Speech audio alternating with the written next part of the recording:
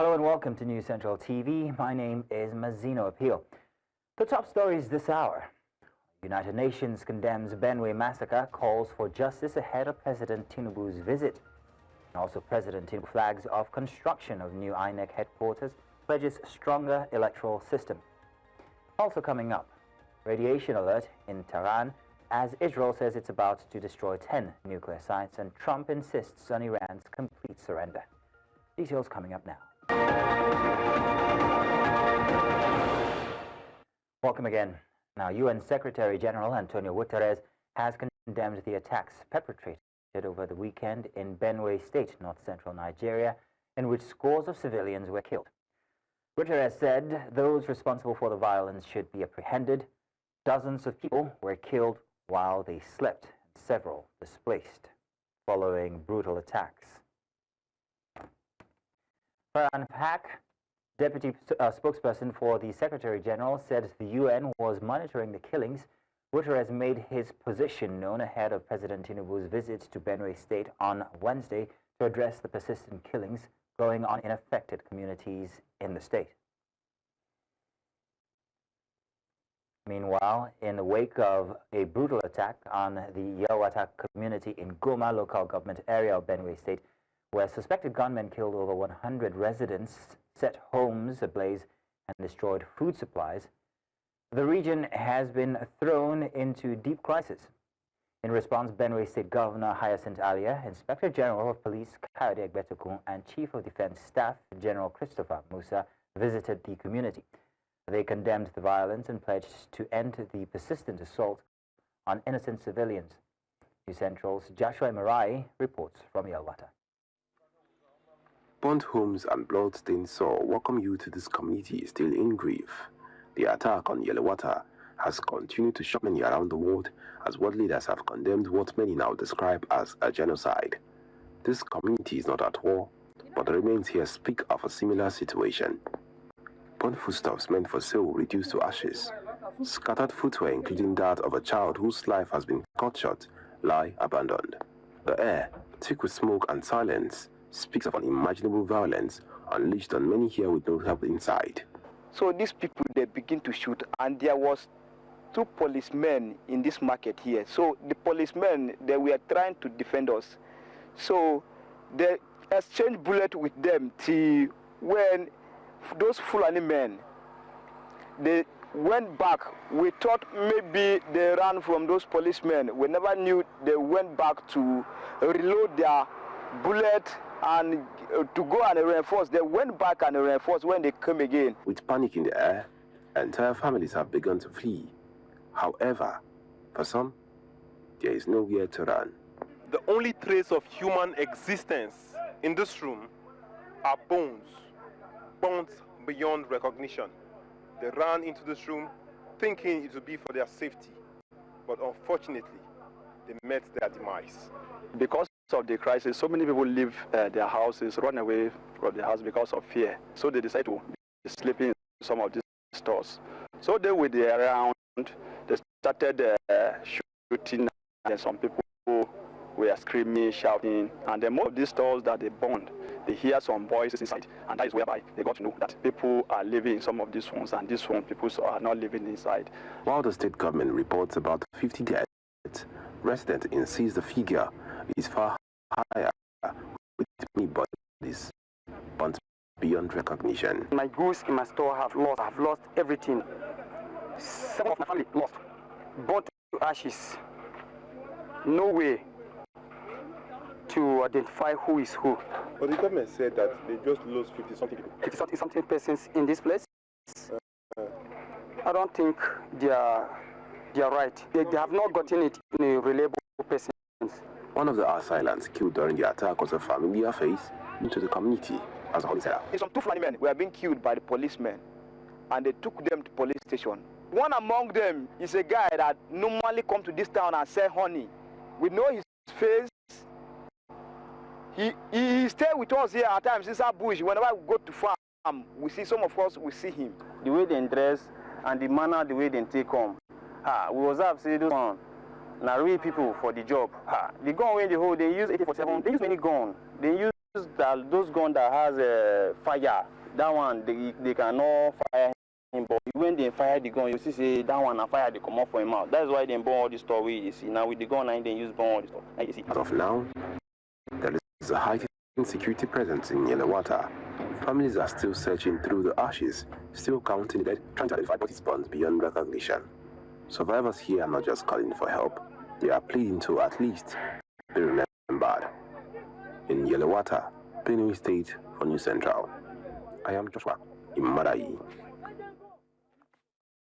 Now joining us, we have News Central correspondent Joshua Imarayi, who is in Makurdi, to the capital of Benue State, and also the co-founder of the Middle Belt Concerns, EA Jonatha-Chaver. You're welcome, lady and gentlemen. First off, EA, you are right there and have been visiting IDP camps. What's the real state of things as it stands currently, EA? So today I'm actually at another camp, which is in Taraku, but yesterday we were at Yelwata till very late. Sorry, not Yelwata, at the International Modern Markets camp, where they moved those from Yelwata there. And I mean, things are in a very bad situation. No bed, no mattresses, no, no food. Just we took just a few food items as NGOs to just see what we could do to help. We were almost mobbed. I mean, there's just a sense very much of shock, trauma, people not knowing what to do. Thankfully, there's some water at the site, but truly, the place is overwhelming. We saw about, I hope that your correspondent will get to go to that camp, but we saw, they had said about 2,000 people were displaced. We had the sense that it was probably closer to 4,000 or 5,000, but we're not sure. I believe that the State Emergency Management Agency is still doing its profiling and it's working, but I think that I would call for better organization. I saw a number of other partners on the ground. When I say partners, usually in this situation, you have various partners who are responsible or institutions. So you may have UNHCR who's there doing the registration, providing working with SEMA. Usually you have UNICEF in charge of water, but we didn't see them there. So we hope that we'll see more. And now that the UN is finally speaking on this issue more, we hope that we'll see a much more concerted effort from our international partners, but also at the state level, at the local, at the national level. We expect to see better coordination at the camps because the situation is terrible. Children, pregnant women, nursing mothers. I mean, there was one who was 2.5-month-old twin babies. She was feeding both of them. She had not eaten all day, So we want to have that dealt with. There's also a mistrust of some of the officials in the camp from previous experiences where some people allege that when you take food materials, sometimes they are hoarded by certain entities. And they don't get to the displaced people. We really hope that under this situation, none of that will happen, or no such allegations will come through. So it's a lot, and we're still trying to just get a feel of that. We saw some of the SEMA officials there doing their best as well, and we just expect to see that hopefully it will get better, and we'll see better profiling. There are some security people there. Again, a note, of course, for Yelwata and a lot of the places. Today we're in Taraku. There are pockets of displaced people all over. Well, okay then, EA. EA, I've only got a couple of minutes. We have some here as well. Very little security. Okay then, EA. Which is about. My apologies, EA. I hate to stop you there, but I've only got a couple of minutes, and I have to talk to Joshua Imarayi. Now, Joshua, the UN Secretary-General Guterres has expressed his disgust at the incident and also told that there must be redress here. But what's the mood like ahead of the president's visit? He says that he will be there on Wednesday. Is there such an anticipation about his visit, and how are they looking to welcome him?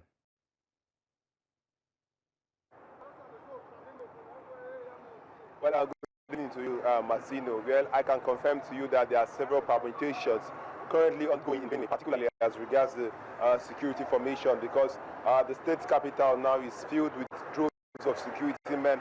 Just on my left-hand side, a while ago, we had trucks of soldier men, and as well as police vans have been patrolling the city center and other places. Well, this is the situation here. However, the state government has issued several circulars as regards the visit of the president.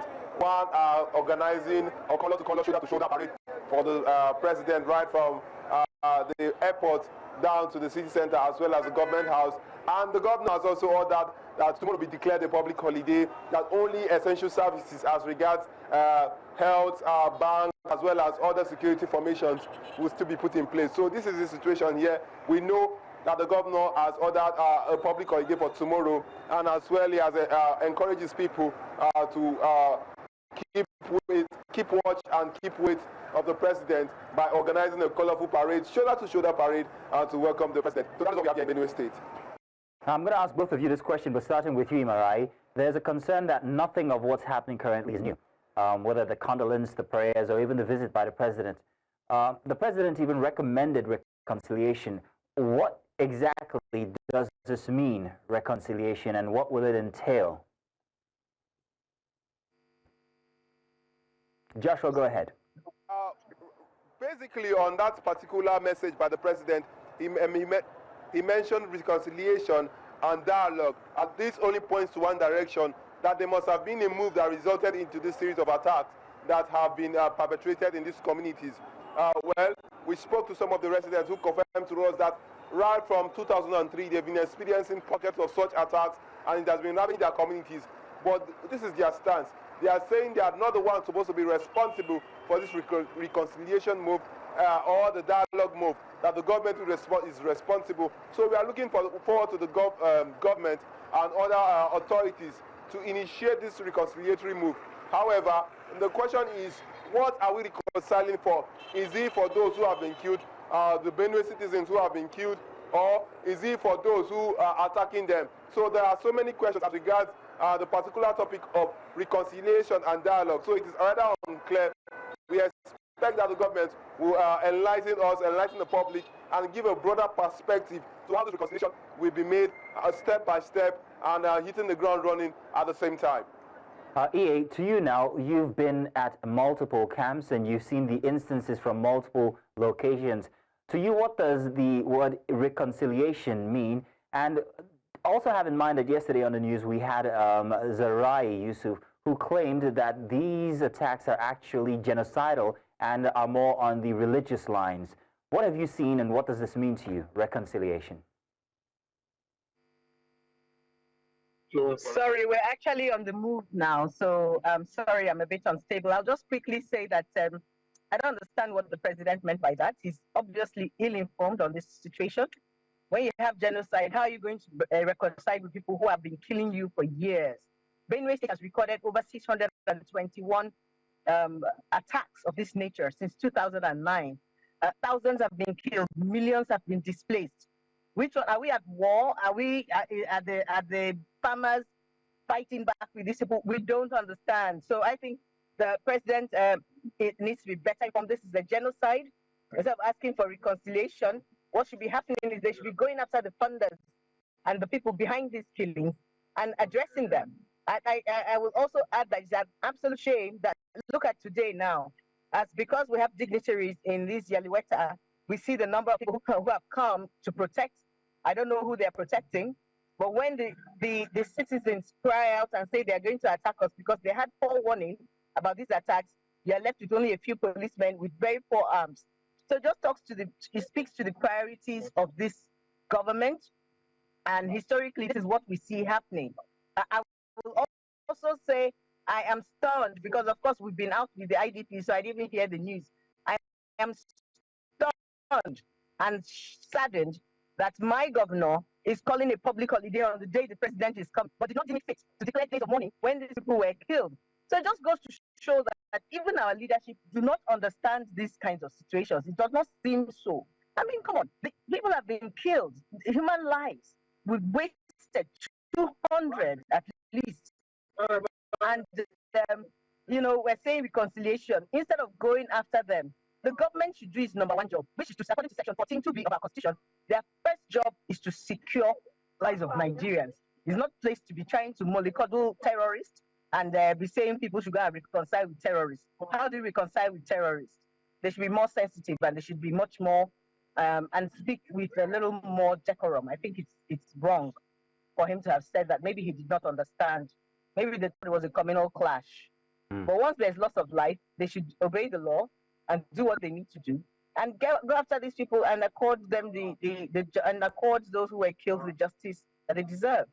Let me stop here because we have to move, and I don't want to also be disruptive. I want to say thank you very much for even including us in your busy schedule there as you go about the good work you're doing in Benue State. Thank you very much. Thank you very much, Joshua Imarayi, for joining us. Moving on now, efforts by troops of Operation Safe Haven have resulted in the recovery of a large cache of illicit arms and ammunition in Plateau State from a military impersonator. In a press statement made available to journalists in Jos, media officer of Operation Safe Haven, Major Samson Sakom, said the feat was achieved during the ongoing Operation Lafian Jama'a, where troops intercepted a suspected armed bandit at Cat community in Zangon Kataf, local government area of Kaduna State. News Central's Chizobanyanwe reports that the troops also raided the hideout of a notorious gunning syndicate at Kwana Luje in Basa local government area of Plateau State, where the syndicate fled on sighting the troops.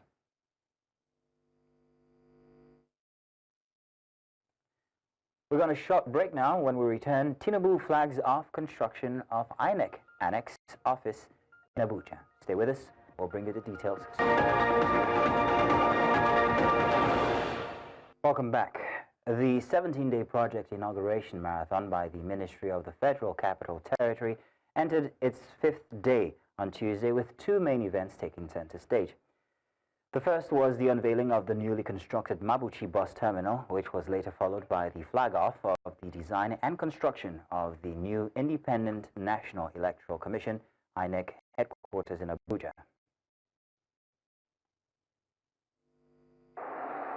It is with great honor and sense of purpose that I stand before you today to flag up the construction of a new national office, the annex of the headquarters of Independent National Electoral Commission, right here in Abuja.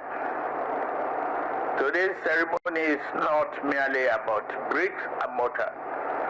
It is about the strength of our democracy, the independence of our institutions, and the future of our electoral integrity. We are committed to ensuring that INEC is fully equipped, not only in infrastructure, but in law, policy, and resources to carry out its constitutional. The Chinese government provided 85%, while the federal government and FCT provided 15%.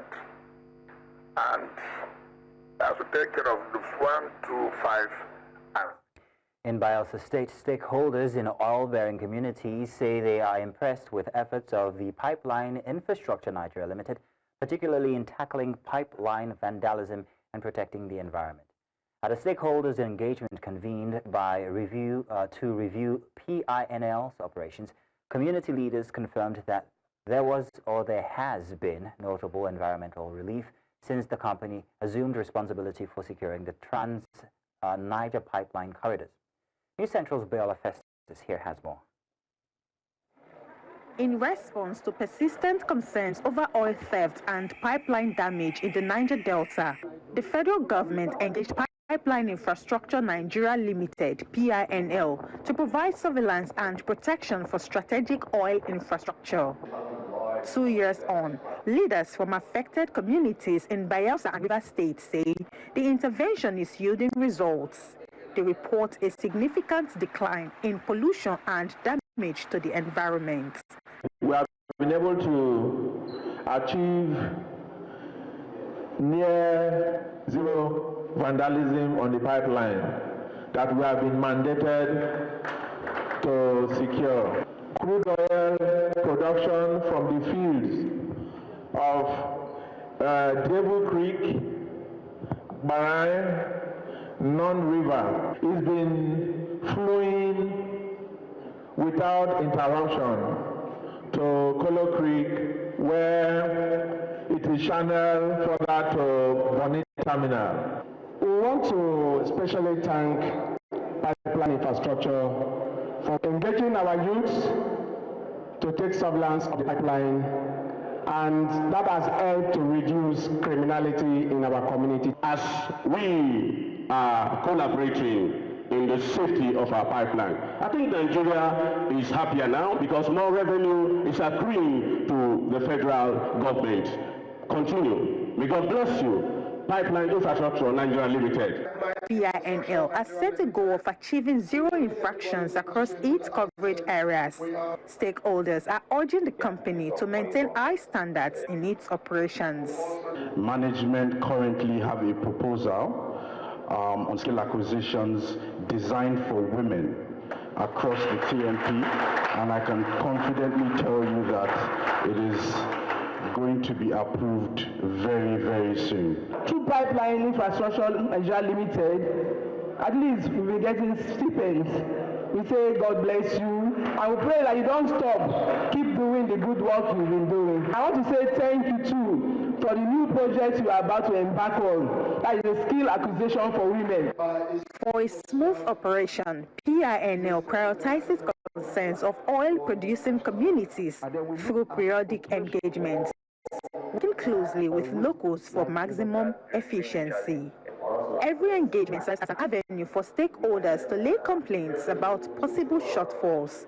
They, however, confirmed that PINL has been a listening organization. We're more interested in community-centric supports, like providing infrastructure and providing basic social amenities like facilities and means of transportation.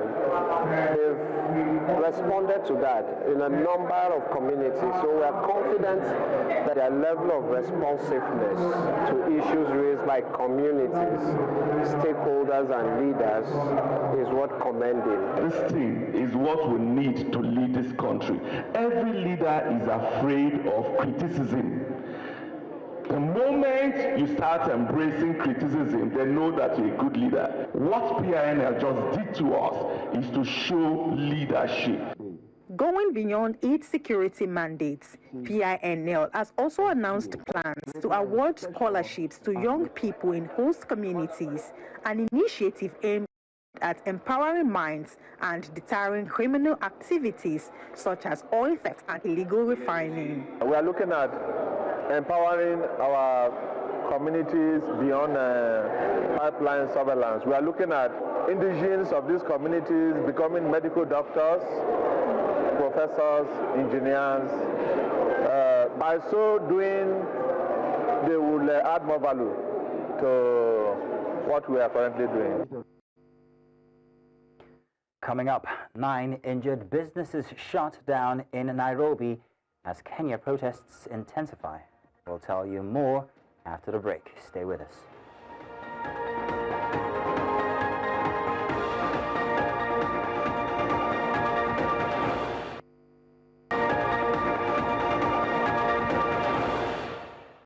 Welcome back. Now, at least 9 persons have been injured in Kenya's protests. Market stalls closed and motorbike delivery riders stayed put as hundreds are protesting the death of 31-year-old teacher Albert Angwan in police custody earlier this month. While many calling for an end to police brutality gathered peacefully, tensions have risen as the East African country approaches the first anniversary of massive Gen Z-led protests sparked by tax rises, which the government has been desperate to avoid this year.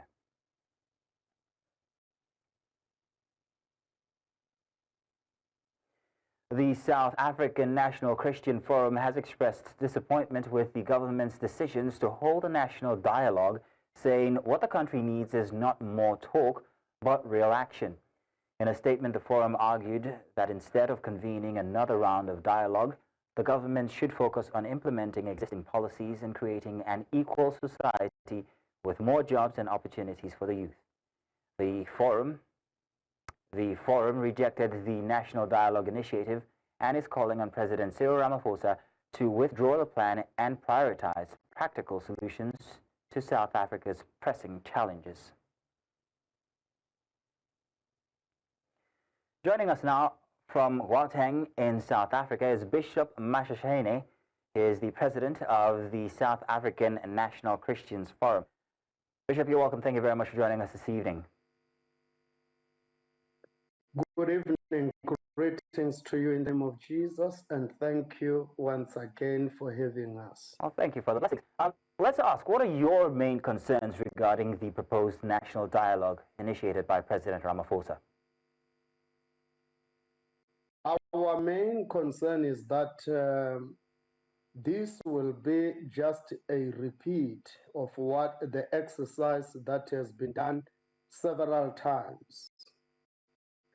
And therefore, it cannot be correct that the government of the day does not know what the people of South Africa are seeking to achieve or what type of a country our people want to have. Secondly, the main concern, it is the money or the amount involved that will be just for another talk show. Because this dialogue, after the dialogue, the situation of the people will be the same. And 700 million, it's really so much money, which might even in the process be increased to other billions or so, while our people are starving, unemployment, even some of them in this week has been swept away by the floods, as in the truth of climate change. Why don't we channel that money into saving lives rather than attachment of talk show? Now, my next question is going to be whether this way or that way. Do you believe that the current political and social climate in South Africa is conducive to the meaning or to a meaningful and productive national dialogue? Maybe you could tell us why, or perhaps why not? No, we don't believe it is conducive. You can see that practically so on what they call government of national unity. Those big or main parties, the DA, ANC, and others that have joined the government of national unity, they do not sing from the same hymn book. From time to time, they are taking each other to court because some are in the resistance and denial to the transformation. And therefore, what we see in those political parties, since all of them are representing their own constituencies, so that is a practical reality in the ground. So this is not a conducive at all, because it is pegged by anger. Those who have been disadvantaged from the apartheid have lost patience. 31 years, nothing has been delivered. The manifestos that political parties are giving every time when facing the elections are not implemented. And therefore, people are just hopeless and have lost their patience. We really don't think this is the right time, in actual fact, for the dialogue. Well, Bishop Mashashane, if not dialogue, then what other alternative course of action can the South African government take? What is needed, it's obvious. All that we need is to implement the very same policies which has been designed and signed or whatever. Then they need to regulate, and government need to use the powers that they have to address the inequality of the society, because South Africa is the most unequal society in the whole world, and unemployment is increasing. People are starving. Policies are there We've got what they call, the best constitution in the world. But it is not best to its citizen. It is only best when you go through it, when you read it. But we do not have the leaders who are strong and bold enough to implement what is written on the Constitution. So we need not any alternative. All that we need is to get the right people for the right job. The job description is very simple. We know that we need an equal society. We need to be protected. We are facing the problem of gender-based violence in the country. We are having the National Prosecution Authority, which loses all corruption cases that involve the politicians because it is captured. So we need the right people that will resurrect even the law enforcement into its execution. Well, Bishop Mashasheni, I want to say thank you very much for your input this evening. Thank you. Thank you for having us. God.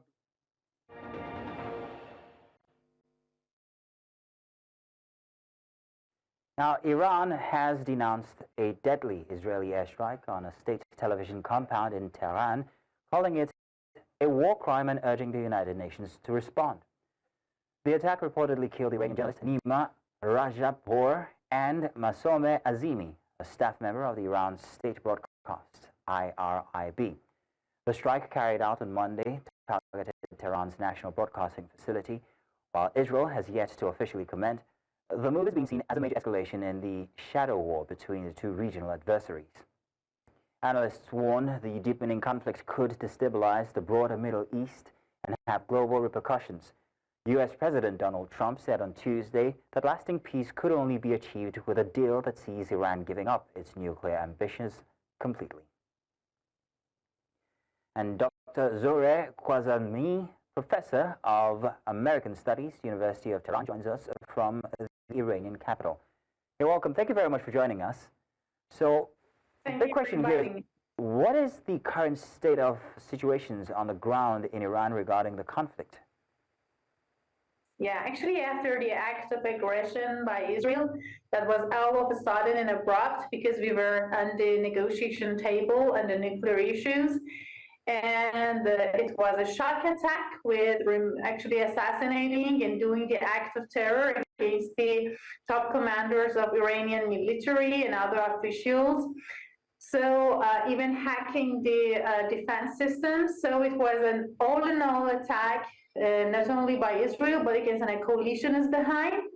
And it's a US-backed coalition. But in a short time, Iran was just replaced the commanders, they took the charge, and they started to strike back Israel's attacks.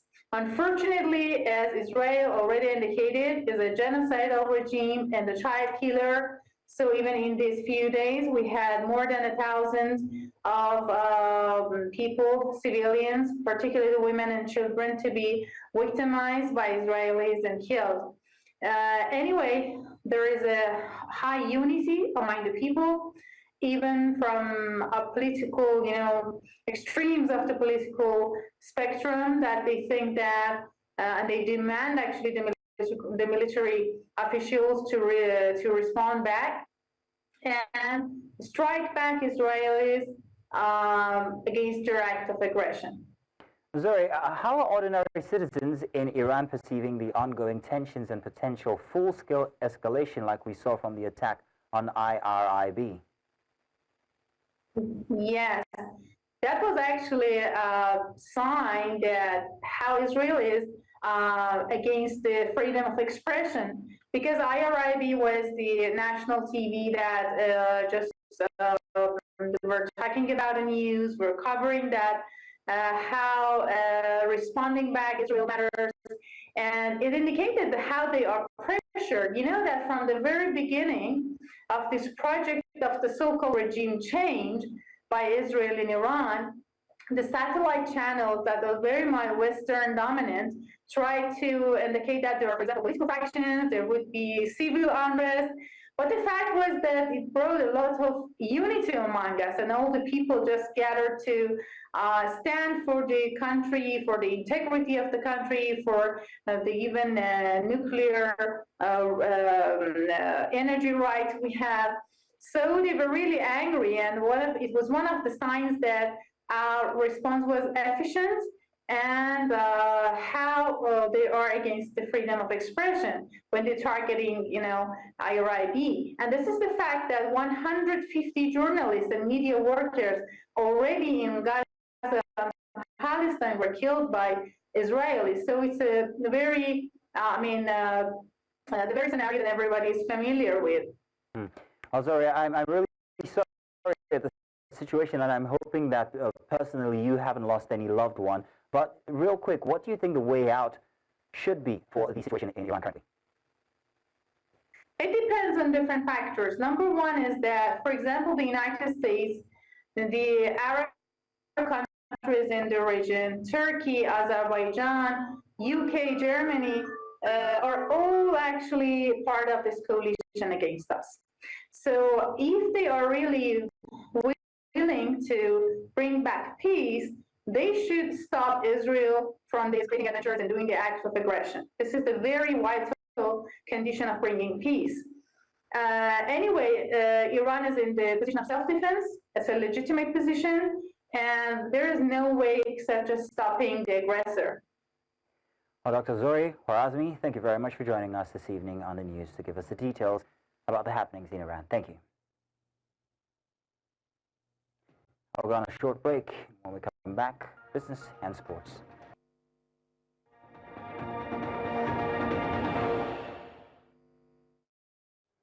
Welcome back. Now, it is often said that children represent the future, and embracing that belief, United Capital has introduced the Children's Investment Fund, a Naira-denominated open-ended mutual fund designed to help parents secure long-term financial growth for their children's future. Our News Central business correspondent Chamunda Beng has more on this. Children aren't just the most precious assets we have, but also the most valuable investments we can make in our future. Investing in children is not just a moral obligation, it's a strategic decision that can shape the future of our communities, our nations, and our world. The Children's Investment Fund launched today in Lagos is designed to provide capital growth, steady income, liquidity, and security through a well-diversified portfolio. It strategically invests in a balanced mix of government and corporate bonds, equities, and money market instruments to ensure financial stability and long-term returns. The outlet, we have both money market and the capital market. And the reason why we've done that is to diversify, one, the risk. Number two is to ensure that we're able to improve the return. You agree with me, in the last 2-3 years, our capital market has surpassed the inflation in Nigeria. So what we're trying to do is to ensure that we have a product that will meet and if possible surpass the inflation in terms of return. So the combination of the products of the investment outlet is just to ensure that we have both in the money market and the capital market to enable us balance the risk and increase the return. Whenever you need your money, you can have access to it. In today's world, financial security is just as important as emotional and academic support. MD and CEO of United Capital Asset Management Limited, Dr. Odiri Ogini, further emphasizes the need for parents to make smart financial decisions concerning their children. The purpose behind the fund is to help parents to be more intentional and to have a way to invest systematically for the financial needs of the children. Today we know that education is expensive. We know that healthcare is expensive. We know that the needs of children are expensive. It is not limited to education. It's a comprehensive financial tool, to plan towards the financial needs of your child. And that needs, it goes beyond education. We know education is one of the biggest needs, but it's not the only needs. By building a diverse portfolio, parents can ensure long-term growth stability and financial independence for their children. A well-balanced investment strategy combining stocks, bonds, mutual funds, and other financial instruments not only helps secure wealth, but also shields against market uncertainties. Reporting for News Central Lagos, I am Chamun Dabeng. And that's all this hour. But before we go, let's take another look at some of the major stories brought your way. The United Nations has condemned the Benue Massacre and called for justice ahead of President Tinubu's visit. President Tinubu has flagged off construction of new INEC headquarters and pledged stronger electoral systems. We also told you that radiation alert has been issued for Tehran as Israel set to destroy 10 nuclear sites, and Trump insists on Iran's complete surrender. Now, to remember, you can send your eyewitness report to the WhatsApp number on your screens now. And do follow us on social media. We are at News Central TV. You can watch News Central live on DSTV channel 422, GoTV channel 23, Star Times 274, Avo TV, and of course on. Many thanks for watching. My name is Mazino Apio.